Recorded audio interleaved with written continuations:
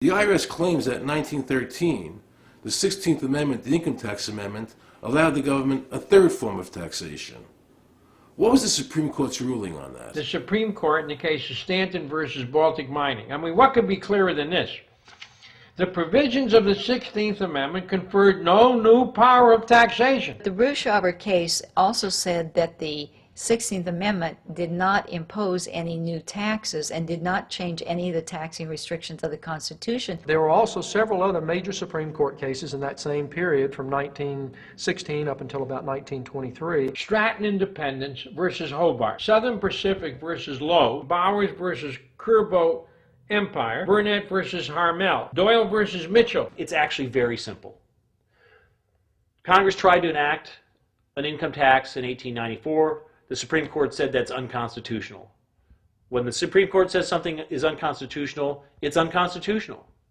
They tried again in 1913, and the Supreme Court said the 16th Amendment conferred no new power of taxation. So, if they didn't have it then, and they didn't get it, they don't have it.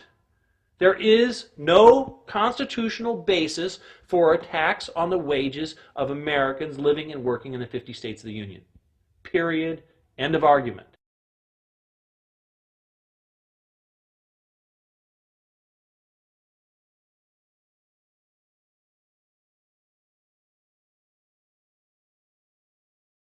I have a letter here from Daniel Inouye's office of the United States Senate that says, based on the research performed by the Congressional Research Service, there is no provisions which specifically and unequivocally require an individual to pay an income tax.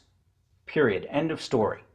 There is no law, and to date, nobody has been able to show that there is a law for the average American citizen working day in and day out to pay an income tax.